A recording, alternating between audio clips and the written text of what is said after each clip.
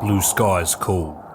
They seduce us, pulling us irresistibly upwards, reminding us to fly our own line, on our wings, and in life. We are the seekers, adventurers, being one with the air, feeling everything and nothing at once. That's the magic we chase. Follow the call. Find your pure, wild flight with NZ Aerosports.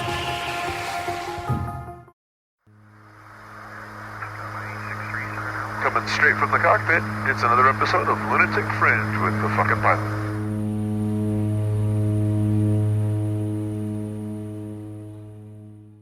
Ready, set, go! Back in the can for another edition of Lunatic Fringe Into the Void with people live and in person. And before I ask who you are, cheers. Cheers. Yeah. Cheers. Who the fuck are you guys and what do you do? We are the Darman brothers. Diamond Brothers. The Diamond Brothers. Yeah, we're skydivers from Argentina. Okay. We grew up in our skydiving family. My third generation. Third generation. My grandfather was a skydiver in 1956, 7, 8. Holy shit. Back when it was really dangerous. Yeah. He met our grandma in the airfield, flying gliders. So he went along. He managed the concession on the close to the airport for a couple of years. Really? Then everything faded away, and my dad took skydiving in the 90s. Really? So in the 1950s in Argentina to start skydiving, there couldn't have been a whole lot of skydiving going on. How do you get started in skydiving in the 50s? It wasn't much going on at that time, I believe, but he was a civil skydiver. Okay. So he was actually on competitions and different stuff. Really? So he wasn't big, but he was big enough to have a show going on. See, around. that's the shit that I look back though, and we're talking not that many years ago, really, in the big scheme of things. But this was back when it was an accomplishment if you like could touch somebody else in free fall. To where we are now only took 2 generations. It's pretty impressive.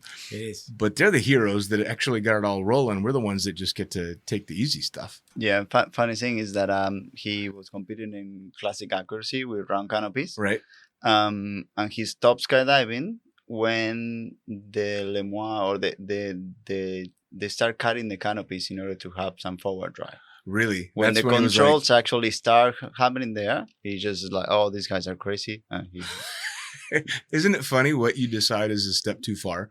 Having control over your parachute's too much. Fuck that. Too much. No, No, I don't want to do that. Aye. So your grandfather jumps and then your dad starts jumping. Is this because your grandfather jumped or it was his drive as well? I don't think it's related, no. Really? Yeah. So how did he find his way into skydiving? I don't know. I don't think I ever asked that. But I was 1 year old and he was jumping in La Plata in the south of Buenos Aires. And the air club broke the plane and they were struggling to fly. And a couple of buddies and him, they put together some money and they bought a plane. Nice. And they crashed the plane 3 times in 2 years. Didn't go so well. But then when the plane was fixed, the air club bought their own plane. So he couldn't fly his plane anymore. Okay. So between him and Grandpa, they bought a piece of land and they built their own airfield. Really? And that's where we grew up. So you grew up on an airfield, basically an heir to 2 generations already of skydiving experience and crashing planes. Yeah. I have seen many crashes. A lot of skydivers. Really? Yeah. I mean, you got to fill me in. Crashes, like just randomly you're walking out the door and...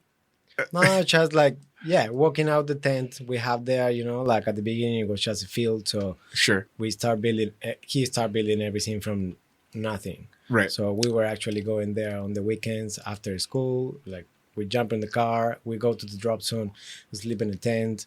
And that was pretty much my whole childhood, right? Like awesome. Riding bicycles or jumping into the tractor, just to cut the grass and Sure. try to help. But I was 5, 6 years old, Sure. even younger. It was, I don't know, for me it was impressive. And then sometimes like, oh, the plane crashed, the plane landed on the next field, we have to go pick up the plane and put it on a trailer and take it to. So this is just normal stuff. This is like I grow up and mom says dad got a flat tire. You got to go help him with the car. Except for this is a plane that's 2 fields over. Yeah. That's kind of cool. This is what we're talking about. We started in 1995 with the airfield. By the 2000s, there was a hang gliding school with aero towing that joins the airfield. Wow. So I was 12 and I was packing hang gliders, like just packing skydiving gear. Just like the pilots called me ahead and I just set up, gear check, flavors in hanging there. They arrive, they just jump in and then fly. And at 12 years old, you're doing this. Yes. Jesus. So at 13 years old, I was flying by myself. Really?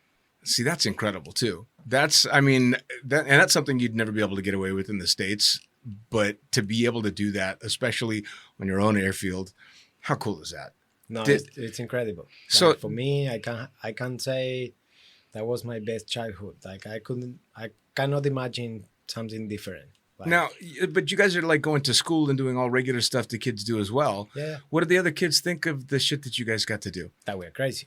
Really? They thought you were crazy? I Yeah. would have thought that you were the coolest kids ever.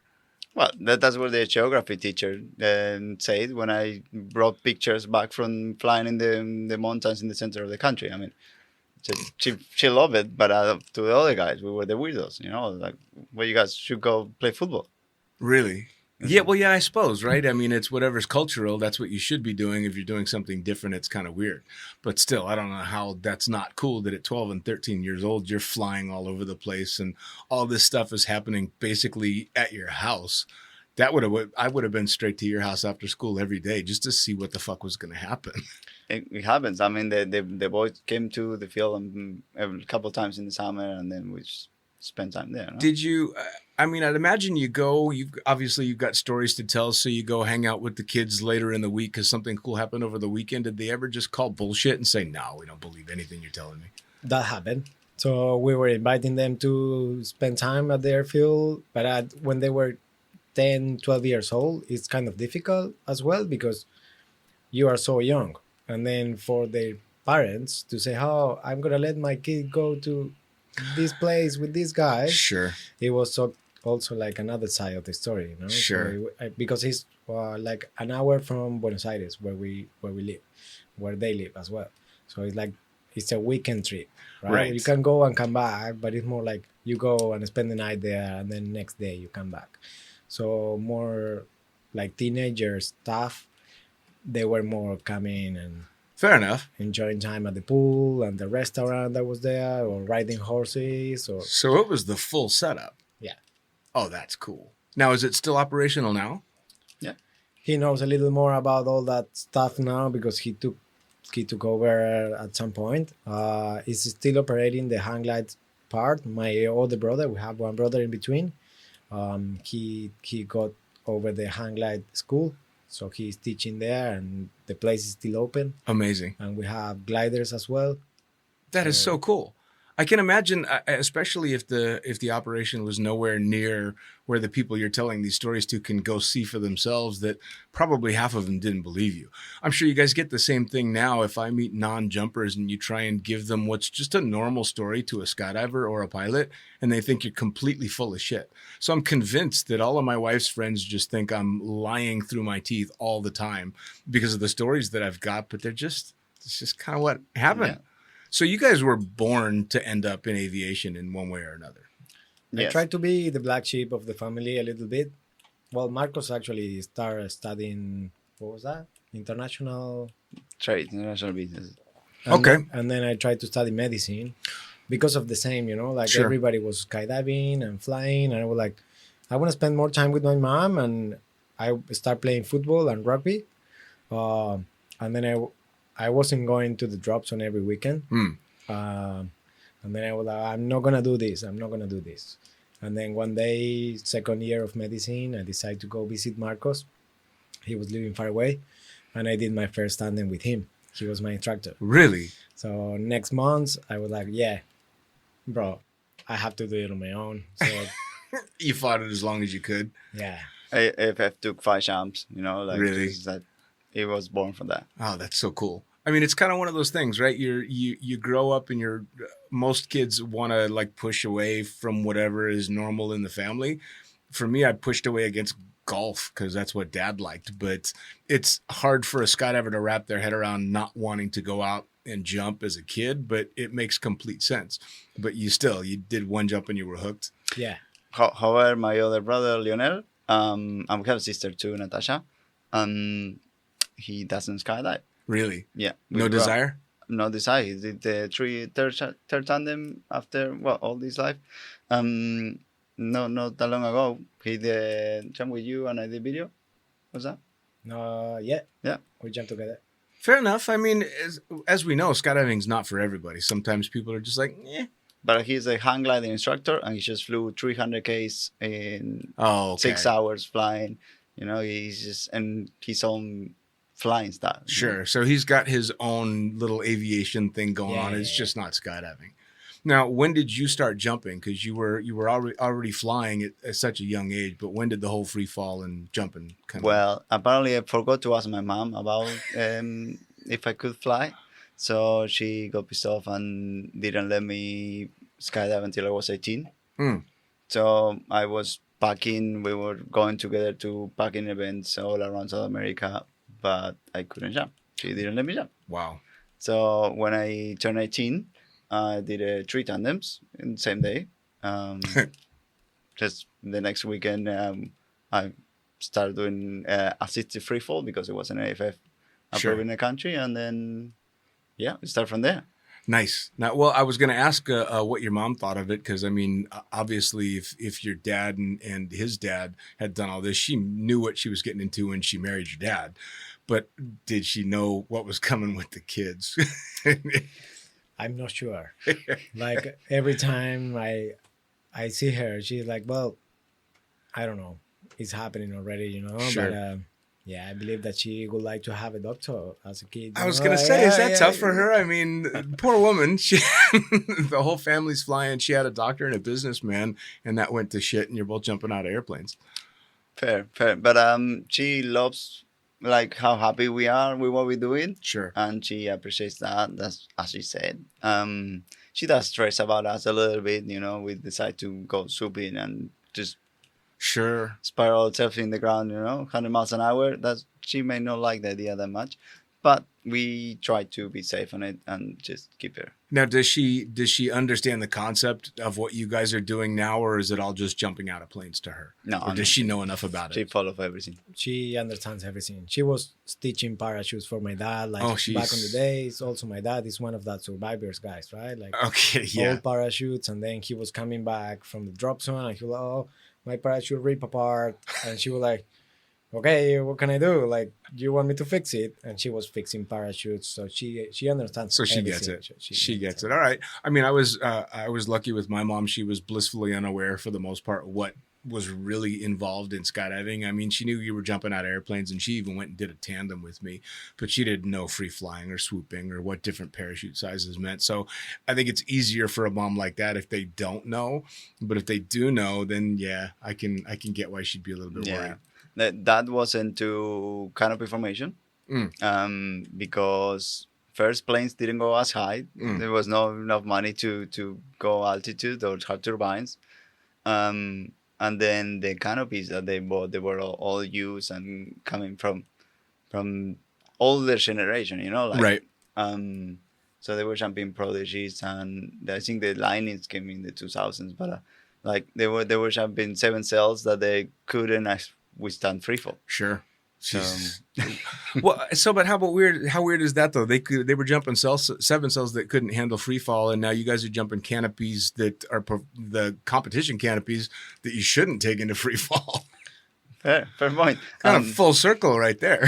Well, came back, and then that was hitting gates until he missed one because it was a big hangar. So, all right. Well, he didn't miss. Well, he hit the gate. He hit a gate. Now, so with the canopy formation stuff, did he do that competition wise? Yeah. Oh wow. We Okay. came to the Middle East in 2012 for a Mondial, and we were in the team together. Really? How cool was that? Oh, fucking amazing! That had to be absolutely incredible. The team was the old buddies that they bought the plane together, and he and me. Still competing. Yeah. Again, such a cool thing about this sport is the generational gap doesn't start. It's not the next generation takes over. It's the next generation's competing against the previous generation, sometimes for up to 3 generations. That's really cool. Now, when did you guys start? So you started jumping at 18. So I'm assuming your mom knew what was coming. Yeah. She's like, well, shit, I made him wait this long. Now it's going to go full bore. So I'm guessing you were just 100% into skydiving as soon as it happened. Yes. But I was also taking over the manifest of the drop zone and starting businesses. So the first year I did like 52 jumps. The second year I did 48. Oh, wow. So I have to keep the planes full. So I couldn't put myself in the loads. And to do manifest, the hardest job, still to this day, in my opinion, the hardest job on the drop zone. I don't know how. I agree. I did the same. And you did as well. I did it, but when I started skydiving, I started with 21. Okay. Right? So I went for medicine, and then I did my tandem, and then my FF, and then I was moving to a private university to a public university because I was looking at the price, and I was like, that's like many jumps. Like I was like, I can't believe that I'm spending all this money on medicine and not the skydiving. Sure. Then when I kind of put that in pause, and then I was trying to move to the other uni, and then I had to wait 6 months before I could get into the uni because it was the next year, right? And then I moved to Mexico. Marcos was living in Mexico already, and I started from zero there. Like I had like 150 jumps, and I started driving the cars. I was packing since I was a kid. Sure. But manifest, editing videos, ground crewing, and doing everything. And every time I could sneak on the plane, I was going for a jump, and then that's how I keep growing my skills. And so now, was there any time when you're working manifest, thankless job, or packing, which is just brutal? You can get paid well, but it's a brutally tough job. Is there any time when you're like, fuck, I should have stayed in medical school? Nah, no regrets. Awesome. No regrets. That's like, awesome, dude. Like I was like living at the beach with my brother there, with friends. Like, yeah, it was good living in Mexico. It's so difficult to explain to non-skydivers because to a non-skydiver, that's the craziest thing they've ever heard. But to a skydiver, we already know the answer before the question's even asked. It's, well, fuck, of course he didn't. Absolutely, this is what he wanted to do. But it makes no sense to somebody that doesn't jump out of airplanes. So, bravo. Man, it shocks me and surprises me in a wonderful way, the career choices that people have walked away from to come spend their lives in our sport. Even people that 30 years. Yes. Like, successful. Full on the business stuff.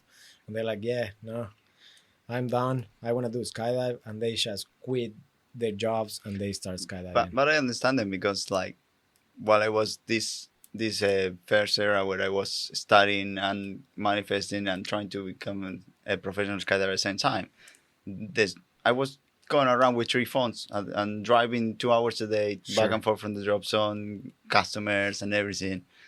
When I finally said, like, all right, I'm just going to go work for someone else. Right. I didn't have a phone for a year.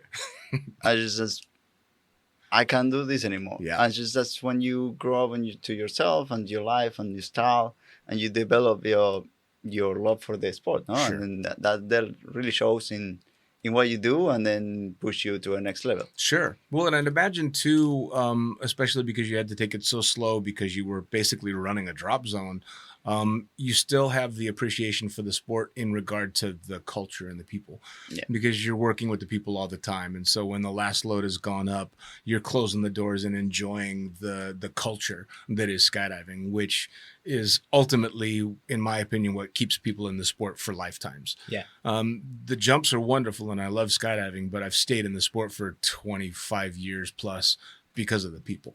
That's the hook. Yeah. The community that we have is a community that is hard to find somewhere else. Yes. I believe that because we try to take care about each other, like even if we don't know each other. Like we are on the plane, we are the same, we are friends, and if I see a chest strap wrong, I'm gonna tell you, right? It's not, oh, this guy, he's gonna die. Oh, I'm so sorry for him. No, it's like we build that community, and then that's the part of the proper skydive. But then after that, like doing barbecues in Argentina, we love barbecue, so every Sunday was a barbecue, and people was eating all together, having some beers after, you know. So it's the community that we have. It's something big. That's please go ahead. No, and just like it doesn't stop in one drop zone. I by souping, just going to the comms, I find the same 25, 30, 50, 90 friends all over the world, and we talk about the same damn stuff. Sure. So it's like I was with the happy cell, like in Russia, in the middle of Siberia, with all my friends after 2 years of not seeing because of COVID. Right. It's like I just get to reunite with my friends. Sure. And we just sitting in a tent in a field, nothing else around, and we're having a blast. And it's the most amazing thing, right? Because, and I'm sure you guys have done it many times as well, that you sit there shaking your head, looking around going, I can't believe I'm here getting to do this in a tent in Siberia, for fuck's sake. That's how cool is that? That's who gets to do that. And especially because you're going to go there to jump out of airplanes and fly fast parachutes. Yeah. That's fantastic. And Now, so jumping back a little bit, you're both now skydivers at this point, and you both had worked the ground side of things. How did you both work your way into jumping full time and leaving Manifest to other people? And not that fun story. The government in Argentina decided to rearrange airspace and didn't ask anybody. And we were limited to whenever they wanted us to fly. There was controllers were asking for more money, more salaries, and striking. And they say, by the book, we can only take 38 flights a day, whatever. Sure. So we ended up shutting down the drop zone. Aye. So I took a little Cessna and 2 tandem rigs to the other side of the country and start from zero. Wow. I spent in the west side of Argentina, desert, kind of Arizona looking style, but a 4 biggest city in like tourism. Okay. So slow, but now without the family, without my father, without any other support. I start like, all right, more like contract with the airport, contract with this, fuel, etc. When all that was running, I was hiring people to do the tandems and the cameras. Sure. And at some point, there was not enough to bring people. Sure. So I just had to put everything on hold, go get my tandem rating, go do my FF, came back and just ran the whole place. So you're literally manifesting, getting on the plane with the guy you just manifest. Oh, and that night answering all the emails and everything. So it was intense, but it was like a jump start for my career. Sure. No, like it was 4 years full training. I know every part of skydiving, and then that's when I decided, okay, with this CV now, where can I go? Right. And send a couple of emails, and it's like, okay, Mexico, here we go. Nice. Well, so I gotta ask, because it's from the family drop zone to then starting up your own operation. You just basically painted a perfect recipe for burnout. I'd say 75, 80% of people that tried to do what you did back to back would not last. How the fuck did you keep the desire going? Because, man, that's a lot to take on, especially as a young guy. Skydiving. Skydiving is just different. I would say that it's something different. And in the other side, I believe that competitions, pushing our limits to be better and keep going, try to do 1 more meter, try to half second faster. Sure. That push your own limits. Sure. So I believe that that's one of the reasons why we keep doing this. Man, I mean, that's hardcore to do everything that you've done and still have the desire and the drive to do it. Just being competitive. I like to be in the best in what I do. So sure. Like if I want to manage drop zone, I want to be the best one at it. Sure. And if I want to be a tandem instructor, I'm sure those 100 checks will look good. Sure. You know, but growing into it to me was a great feeling to teach people. Sure. And just like the community, the realization of like someone coming back and just like talking to me like, hey, I just did my course rating, and using the same things you teach me, and I just want to give it a little notch and go farther like that. It's like just growing with all the people around me is amazing. And one of those people was Franco. Which is awesome. So it's like he have a really quick canopy progression because I was a canopy freak and I wanted to know everything about it. Sure. And I pushed him to go that way, And then before I realized we were doing 2 ways with peregrines in the beach, like how crazy is that? That's awesome. Well, now, so he went to Mexico first. He went to Mexico. And so when you went to Mexico to join him, had you earned ratings by then, or did you go out there I went there with 150 jumps. He did the hard part. Like he was the one working hard. Right. He was already doing tandems and like making money, and I was there just for the salary, driving, as I say, packing whenever they need, and doing hard stuff, but not so hard, because I have a salary that was supporting me. I was this money sure this month, right? And then after 6 months working there, I did another 150 jumps, 170 jumps, and then I went back to Argentina, tried to build my place and moved to my girlfriend on that time. Mm-hmm. And then after 6 months, I did only 3-4 jumps. Aye. So it was like, well, this is not working. So I sold my car. Like the car that was sitting there for 6 months. I sold my car. I went to US, jump. I meet Marcos there. I was following him in different competitions. And then I did my tandem riding. I started working at the drop zone in Puerto Vallarta in Mexico. And then from there, I was making money to pay more skydiving. Sure. Now, where in the US were you jumping? Uh, Kind of bounced around? Yeah, we went in Old Florida and then North Carolina, Paracold. Yeah, we were up in the north, close to New York, but we didn't jump there, which is Pennsylvania. Okay. All right. We went traveling. Very cool. And so by this time, you're competing. Yes. Nice. Now, did you know canopies were the way you wanted to go early on? Because I learned to fly hang gliders so early. Sure. The performance part of it and the technology they have in hang gliders, it was something that I couldn't believe we weren't using that in parachutes. Sure. And I just wanted to have the landing field on a hang glider. If you've never seen a hang glider land, it's just like an intermediate, like student glider will support 50, 60 meters. Sure. So if you fly in a high performance wing, you will sup 150 meters, do a 180 and come back. Sure. And then you flare and land. So it's like, well, I want that in my parachute. Right. At some point, I applied some trikes, some hang gliders with an engine, and I was just going up to 2,000 feet, turn off the engine, and just like spiral down and just soup the ultralight. Sure. So I don't know. It was kind of natural for me. Like the side picture was there, and I just got to a 120 and started doing 270s. No, there was no instructions there. There was like the fastest canopy pilot in the country at the moment was a below 111.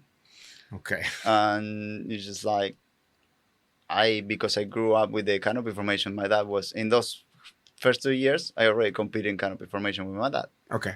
So the control, the inputs, the harness, just that was natural for me. So there was no question, and there wasn't anyone that would coach me. So I just went for it, and I started with the poor technique, weird stuff, and then survived that. Sure. Crash after jumping a 170 and then a 120 and then 170, 120. Make the mistakes. Right. I was coaching him. When I had like 70 jumps, we went to Brazil, Boituva. He went for a competition. I was like just cheering him, like I was a baby on the skydive. But I was sitting on the ground, looking at the people jumping peregrines and high performance wings. Sure. He was with the JBX. And he was asking me, hey, what am I doing wrong? Why this guy is doing way better than me? Right. And I was just looking, trying to figure out what the other guy was doing. And I was like, yeah, this guy was way farther back. Well, this was way closer. So try to do this. Like he hold the front for that many seconds. Wow.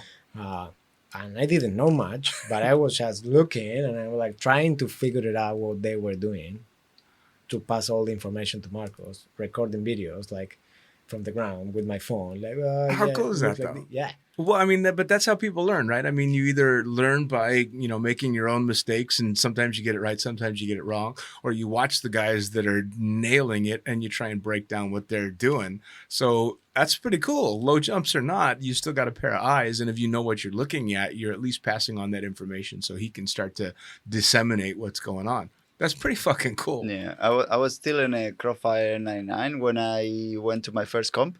It was a Latin American and a place close to where I was opening the drop zone. Mhm. And I just show up and compete in CP and classic accuracy at the same time. Really? Yeah. We were, the two most vastly different arms of the sport. Well, that and canopy formation stuff, you don't see it a whole lot anymore. It does some of the big competitions and such, but there's not a lot of big formations going. At least I haven't seen any in a long time, but it's underrated how fucking risky canopy formations really are and how intense it can get. Because it seems to me, as an outsider, having only had people run across my top skin, that it's either going really well or it's going really bad. nah, I don't think that's true. No? I don't think that's true. Being there is really easy to over control and took someone else in a wrap and just have a shittier time. But if you are disciplined, which my father wasn't, that's why we have this image of like his friends and all crazy people jumping out playing with like bad gear. Right. You know, I think it's more like a generation kind of thing. Like, Sure. it can go wrong for sure, but then you can prevent it and then you can be trained for it to do it right. Sure. So I understand the vision of everybody in skydiving. It's like, oh no, I'm not gonna do that. But if someone wants to do it, the progression that they will feel is amazing. Just the connection with the canopy and everything. I'm sure. I have no doubt. I guess my my vision of the bigger formations are unlike just a relative work formation. Whereas if you're the guy that fucks it up, you just cork, or maybe you take the formation out and everybody tracks away and opens their parachute.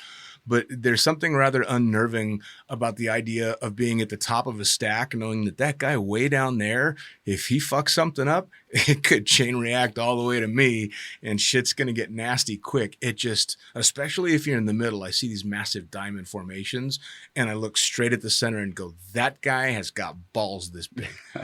Because I believe it. there's no way out. He's there. We gotta get you there. Oh, no. We gotta get you there.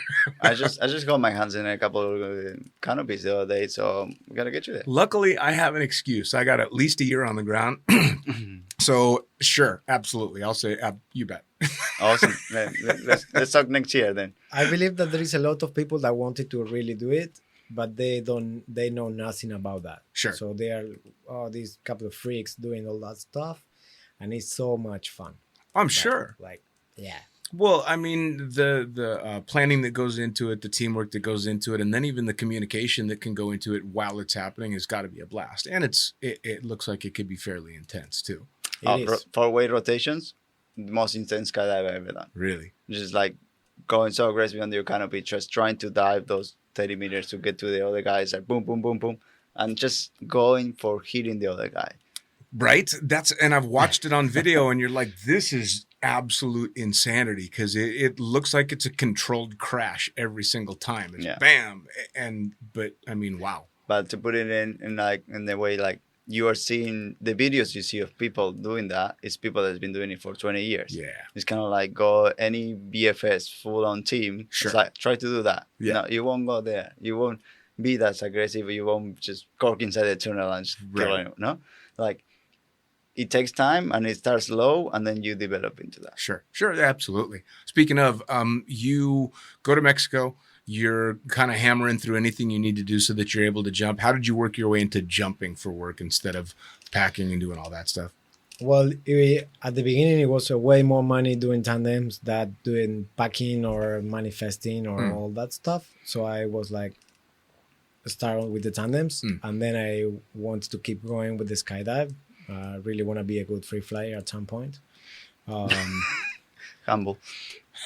But yeah, for that you need money. Sure. Right? So that's how I was like, okay, I have to make my own money to work on this sport that is expensive. Yeah. So I started doing tandems, AFF, coaching, cameras, and it flowed. Like We it ended up in was- New Zealand In New Zealand, nice. Where in New Zealand did you jump? and Queenstown. Okay, cool. I did a one season on the beach in Paihia.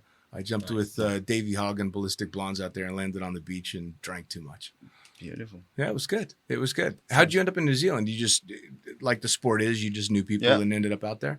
Yeah, just looking to work in the biggest skydiving company that was around. And for me, when I built SCB, it was like, well, these guys are doing awesome for the last 10 years. And Sure. I'm saw their website 10 years ago and I see it now and it's still busy.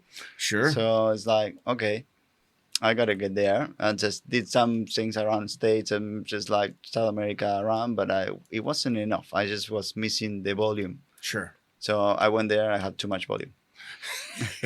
too many jumps. Yeah, it can get there, right? I mean, how many, what you jumping, I'm assuming 6-7 days a week?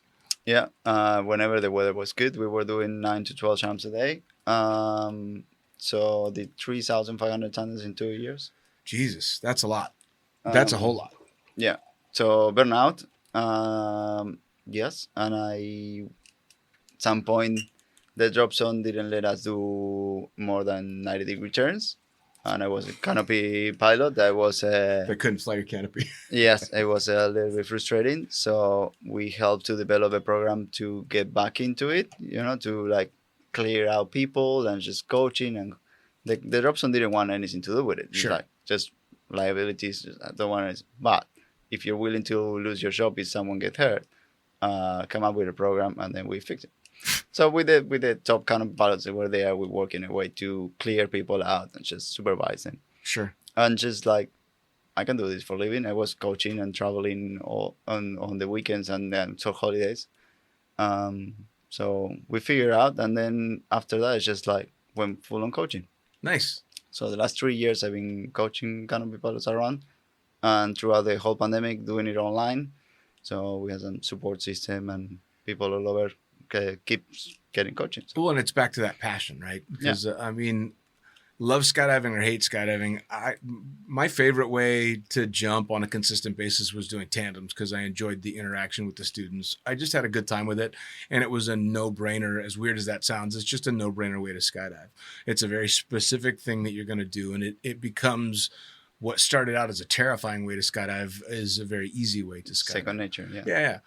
But there's a point that's all right. Enough is enough. I worked at Cross Keys during its heyday where we were doing 25 tandems a piece a day, and it's too much.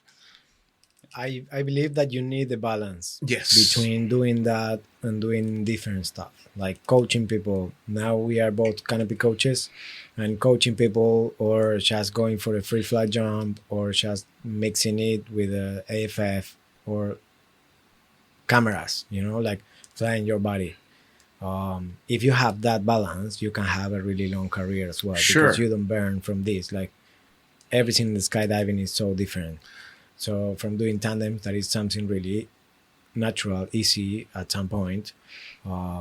You can go to do an AFF, which is super challenging. Sure. Or you can go to do canopy coaching, which you can have a progression with the student from 0 to hero. Sure. And it's also super interesting to see how they growing and the questions that they have, or how they are gonna ask you about different canopies and should I go through this one or this one. And it's also a life changer for them because they are going full on with something with the sport. Sure. It's gonna change their lives. Like, Yes. they start traveling around for competitions, or they start jumping every weekend. It's more like a mentorship part of it, no? Like you grow with someone else. It's not stressful at all, and I would recommend it for anybody. Well, it's funny too because I did AFF for a bunch of years as well, but ended up stopping AFF because the canopy side of things, a couple of my students had shit landings that just, man, I couldn't do it. Watching it and being on the radio, and you want to be able to help, and you want to do it for them, and you watch them just drill themselves into the ground, and the stress got to be too much for me. I couldn't handle it. So I applaud you guys for being able to do that because fuck me, I'm not the guy to get them there. It's difficult. Yeah. To be fair with you, man, it's difficult. When I see somebody like it's a really friend of mine, bouncing or Yes. at the hospital because he did it wrong, and like since you are on the ground and you are looking at them and he's gonna get hurt. Yes. You're like, that's bad, like that feeling is really bad feeling. And there's nothing you can do. Nothing. But in the other hand, you see people without getting the coaching that is still gonna get hurt. Sure. And then you want to jump in and you want to help them. For sure. Or extend your hands like, take it, please. Sure. I can help you. Well, now, so if you're training higher level canopy pilots, guys that are looking to compete and that are really starting to get into, I mean, it's fair to say that danger zone, that's got to be pretty stressful as well, too, though, right? I mean, you're trying to give them all the tools to succeed, but you're also giving them the same tools that they can fuck themselves up with pretty big. Yes, but in the other side, I believe that it's more dangerous when they start swooping. Sure. At the beginning, the first couple of steps, because they start building the speed enough to get hurt, but they still don't have the side picture and the whole timing and everything that they need for the proper swooping. Sure. If you are working with a high performance pilot already, they have that feelings. Sure. So if you can split it in like statistics, like people will hurt themselves more with a 90 or a 270 that once they're doing 450s or big turns or jumping a pitcher, no? So yes, they will hurt themselves badly if they make a mistake, but they won't hurt themselves as much. The incidents will be a lot less. Sure. Well, and I suppose too, as you deal with people that have more experience, you also deal with people that are going to be able to have the capacity to make decisions a little bit better as well. I had Cornelia Mihai try and give me tips to go from 270s to 450. And I've been a 270 guy forever. Nobody's ever going to be impressed with my swoops. They're fun, but they're not impressive. They're just whatever. And she talked me through it on the ground. And we got in the plane and I did the hop and pop and I set up to where I was supposed to do the 450. And I swear I got 15 degrees into it and went, nah, fuck that. I'm doing 270s. And I land and she's like, the fuck was that? And I'm like, nope, I don't have it. That's not for me. I'm good. Literally 15 degrees into it. I'm like, this picture's completely wrong. I am going to fuck myself up. I'm done. It is. That, as a canopy coach, what we do the most is trying to help people like emotional support. Sure. Like anyone can teach you to do a harness turn. Anyone can teach you to pull a front. But just being there and give you the information you need. Or it's just like, today we're going to work with forecasts. Today we're going to go with patterns and setups, Sure. So you are confident enough to do the technique that is going to scare the shit out of you. Sure. Well, and I think a lot of being a good student for guys like you too is also being willing to learn from other people's mistakes, right? That's the biggest thing. Skydiving is not a sport where you want to learn from your own mistakes if you can avoid it. Yeah. I had Nick Batch on not that long ago, talking about his accident and the recovery to it and the blow to his confidence that it was for a while and what it took him to get back to it. But to be able to pass that lesson on, and I'm sure you guys have got those stories as well, where shit went wrong and this is what happened. Those are the biggest learning tools, I would imagine, is this is what happened. This is what it did to me. You don't want to do this. Yeah, we do have our own little crashes and bounces, and then we survive. We were lucky at the end of the day, like or well built. We are 1.60 meters and 60 kilos, like right. Made of rubber, right? With bounce. I got a really good buddy that's an OG swooper by the name of Danny Kuhn, and he's same build as you guys. He's just short and stocky, and this fucking guy is one of the greatest swoopers ever, and he's just got this low center of gravity, whatever it is, and he's just fantastic at it. And he says the same thing. He's just, I'm closer to the ground. I'm not gonna.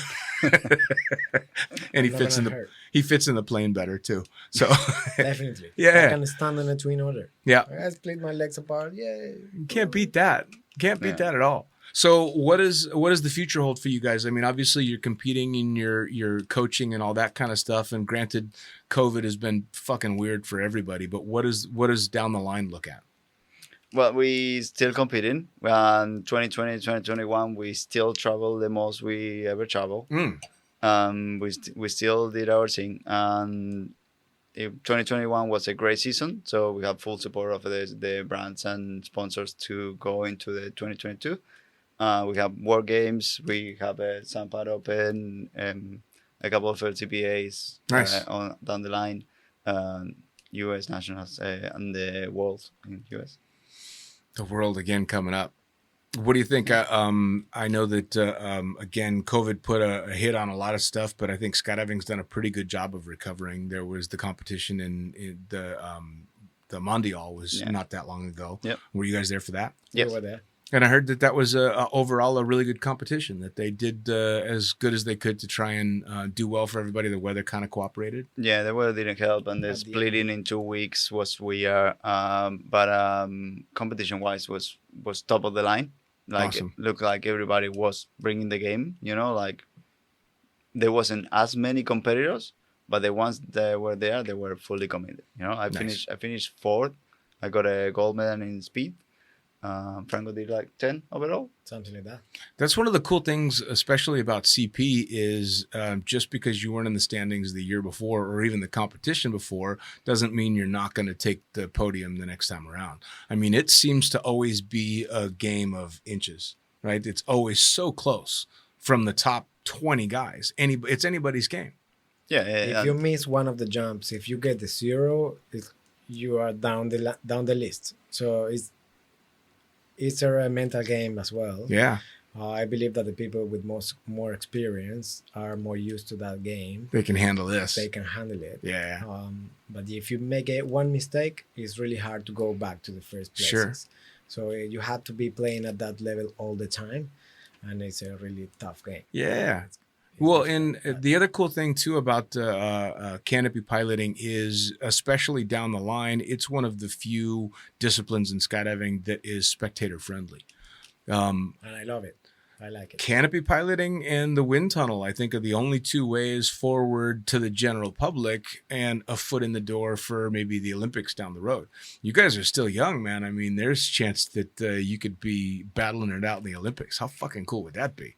That would be awesome. But the first try will be the World Games again this year. That are in the kind of Olympic setup, and will be in Birmingham, Alabama, June, July. We both qualified there. So awesome. Let's see how this new rule setup works there in a stadium with public and everything. So, that's another super cool thing about the sport too, is the random places that you end up. From Argentina, and you guys are going to end up in Birmingham, Alabama. We end up in Siberia. In Siberia, in a tent. Of nowhere. I'm guessing these are not places that were on your list of places to go beforehand. But how cool is that? Just New Zealand, China, Russia, like we've been all over the place because of the passion for canopy piloting. Yeah. So. Well, and you get there and find out that regardless of the accent, it's the same people. That's the coolest thing about it too, is skydiving in general. If you're a skydiver, you're a skydiver. It doesn't matter where you're from or how you were raised. We're a little bit different. Funny story, like, what was that? 5 years ago, 6, maybe 7 years ago, I went to US. Like, I didn't have many jumps. Right. But I couldn't speak any English. It was none. Didn't exist. And then I met Kurt and Ginny Bartholomew there. Yeah. And we went for dinner to their place. And I was like, yeah, this is me. Hello. Franco, hello. Yeah. One more. I couldn't speak any English. And we still remember that story. And to end up with a bunch of skydivers responsible for your cultural upbringing in English. Fucking hell. I mean, you gotta love, especially the skydiver sense of humor when it comes to stuff like that. They must have had some fun teaching you English. Oof. Oh, we Mexicans were teaching me English, so it was bad. I remember these guys. They were like, "Yeah, I cannot say here, but yeah, they were teaching me." Oh yeah, you can say it. Like, they've heard it. I was walking around saying, "Hey, hi, bitch, how are you?" And people didn't know what I was saying. Like, what is this guy saying? And the Mexican guy was laughing at me. Like, that's wonderful. I'm like, I'm sorry, I didn't know what I said. That's the sense of humor, right? My old boss at the first place I ever flew Twin Otters at had to go run some errands and gave me his 4-year-old son. Hey, can you watch the kid for an hour? Sure, no problem. And so I had the kid on my hip walking around the drop zone for an hour going, fucking duck. That's his dad's name. Fucking duck. And as soon as dad comes back, I'm here you go, and ran away. fucking do it. Awesome. Just a skydiver's sense of humor. So what can you get away with? Yeah. So lots of competitions right now. You guys are working, doing the instructor thing as well? Yes. Yeah, we're now in Middle East. We just arrived, having a blast, and just keep pushing through the limits. Like getting back into like a routine and just doing a bunch a day, and then being able to coach in this side of the world is good too. Nice. And just getting ready for the next season. Nice. Now, social media wise, how do people follow you so they can, if they want to get some coaching or they want to see what competitions you're going to, tell us all about that and tell us who the sponsors are so we can give a shout out to them as well. Yeah. Darman Franco and Darman Marcos on Instagram, Facebook, and other social media. TikTok. Awesome. The Alter Ego Project. We work with Kuranjini and Alex in the school Awesome. too. Darman Brothers is another place where they can find us. And The Diamond Brothers. I love that. yeah, it's good. Yeah. There's a funny story about that. but Please, maybe please. for another day. No, we were competing with my dad and doing some demos on canopy formation. And one of the speakers in one of the events, they just start going. It was like the Darman brothers, because my dad is now just about to turn 60. And I was 18.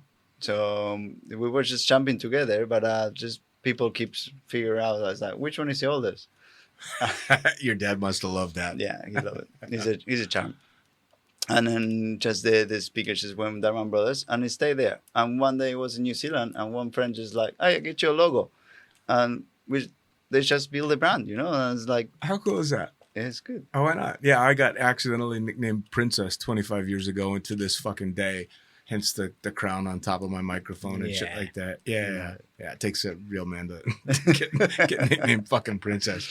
So sponsors, who sponsor you guys? PD, Sampat, SSK, Ooh, Cookie. PD, the competition. Yeah. Yeah. They treat us pretty well. We do grow up jumping all kind of canopies. Sure. We love them flying. One of the best advice I give to my students is like try every canopy you get your hands on. Well, let's face it, the top manufacturers are all putting out incredible gear. It all boils down to the performance that each particular pilot wants, especially when it comes to canopies. So, I mean, you choose what you like for sure. Definitely. Yeah, and both PD and NZ Aerosports will both say they enjoy the competitions that are going on because it's back and forth between them all the time. It's good. It push the limits. Absolutely. Different styles of flying as well. So you may like this or you may like that, and you can choose between both of them. Yeah. So it's incredible to it's see. also good to have the option. Yes. Like I want to fly this style or I want to fly this style. For sure. So it's good to have both. So I always wrap things up by asking what advice you guys might have to newer jumpers that are coming up. In fact, I've been interacting a lot with a Facebook page that's all a beginner skydiving forum, and there's always questions coming in about what advice to give from people just starting the sport that are seeing canopy piloting stuff and want to know, I'm at 18 jumps. What's the route that I should be thinking of? So what advice do you have to people like that? I have one. Please. Canopy collisions happens. So make Fucking sure hell. that you're doing a nice landing pattern, and you are, whenever we are getting all close to the ground, make sure that you have people, where they are. Sure. So make sure that you do a nice landing pattern. You're not going crazy all around the drop zone or just spiraling down, trying to overtake people if you don't have to. Sure. So that's one of mine.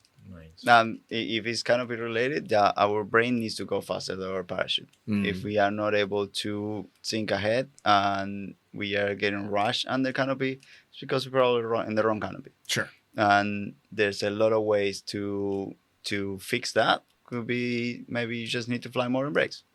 Just like chill. Maybe step away from the big drop zone for a little bit. Go to a little Cessna drop zone. Or just know people around you, get comfortable flying with other parachutes, and then you get back into the mess. But just don't rush into the big, massive drop zone with tight landing area and a lot of crazy canopies. Sure. Because that will frustrate you and put you in danger as you and the others. Yeah, absolutely. Well, in the canopy collision stuff, I mean, imagine if an airport was run like a drop zone and you had, 20 airplanes coming in from every fucking direction doing whatever the hell they wanted.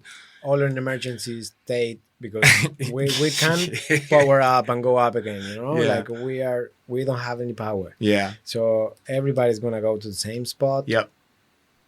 at the same time pretty much. So if you have the skills or the tools, use them to slow it down, let the other pass, and then you can work. For sure.